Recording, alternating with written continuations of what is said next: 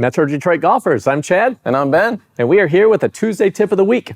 The last couple of weeks, we've talked about committing to one thing, sticking the landing, and then the PVC pipe. So what we're trying to do is get your attention more on the target side of the ball with those activities. And what we're going to talk about today is going to fall in line with that. So one thing that you can do is a skill that is severely under-practiced and something that you definitely want to develop if you want to become a better player is target awareness. So what's the deal? How are we going to practice it? How is it going to support everybody around Metro Detroit getting better at golf? This is a very serious thing, folks. Yes. Yes. So if all of you at home, just think of any other sport that you've ever played. So if I'm playing baseball and say I'm the pitcher, what do you think my attention's on? The catcher's mitt.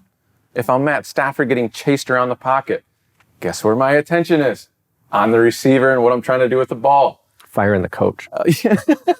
Big on. Yes. So any other sport that you typically play, your attention is always on the target, but then there's a sport called golf. And most of the people we work with when we first meet them, like, well, what are you focused on during your swing? Well, making sure I get my butt out. I got to make sure that the club goes this way, and then my right arm's got to fold, and then I got to turn, and then I got to lift my... Well, there's no attention on the target. So can you imagine playing catch with one of your friends and you have no idea where they are? It's like you have great mechanics. Yeah. But you don't know where the target is, or your buddy. You would never hit the target. Right. So a lot of times what we notice with golfers, their focus is so internal that there's no attention outward. And if the player just kept their attention outward on the target, they'd probably play a hell of a lot better. It definitely free up. So we've talked about the free swinging motion and commitment to one thing and all these things. So a lot of people come to see us, their laundry list of things seldom includes the target. Yeah, very rarely. So you're like, well, where are you trying to hit it? And then we can tell by the look on their faces that it's nothing that they had considered. So what we're asking you to do is, one, understand the relevance of this skill. Two, start taking some action on it. And three, that you can see that it's much more fun to play the sport with a target focus in mind, trying to get the ball to do something relative to target versus being solely about the golf swing. So how, for some of you have simulators in your garage, or you can go to Oasis or come in here. How would people practice this target awareness skill? Yeah, so really getting behind the ball, determining what that target range is, and then just keeping the target in mind while you swing. So there's two different types of target focus. So you have players that are much better with what we would call as a broad focus. So I'm just trying to hit it in this area. And then there's other players that are much better with the narrow focus. Like I'm trying to hit it at that leaf. You have to determine which one you are. I will tell you which type of player I am. I am a broad focus guy. The narrower I get, the more stressed I get, the more steering and guiding I do when I swing.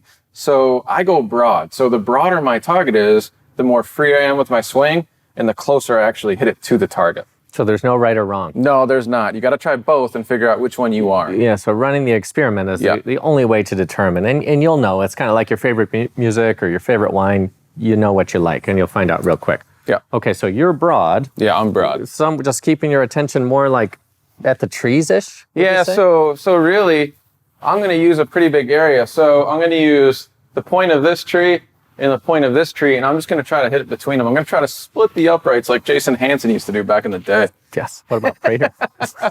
Matt Prater. He'll have some two-hearted nails with us. Yes. Okay, so anywhere in between the uprights is where your attention is, yes? And I'm going to keep my attention there while I swing.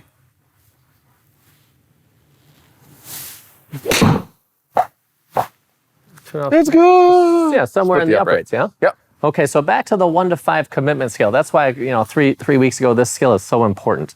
So the question is, were you able to keep your attention on the intention of the target focus, and to what degree? Yeah, I was a 5 there, so I just had my broad little range, swung freely, launched the ball right between it. It was no problem. Very good, because you practiced it. Yes, a lot. I mean, every single round of golf I play, that's definitely one of my play calls. I use this one all the time. Very good. So target focus is critical, and then starting to understand if small targets help you, like the aim small, miss small theory that a lot of people hold true, or more broad, like hitting it into a lake or an ocean. You just, maybe you're up north and you're hitting balls into a lake and you seem to flush it better when you're hitting it into a lake. So no right or wrong. See what you can do to play with this. So getting more attention on the target side of the ball, starting to play golf like you would play other sports, and you'll be surprised at how this will help you. It's definitely a skill you want to practice. If you have any questions or comments, leave them below. Like we said, if you have any videos that you'd like to see us cover, any topics you'd like to see us cover, we'd be more than happy to do so. So thank you for joining us, and we'll look forward to seeing you next time.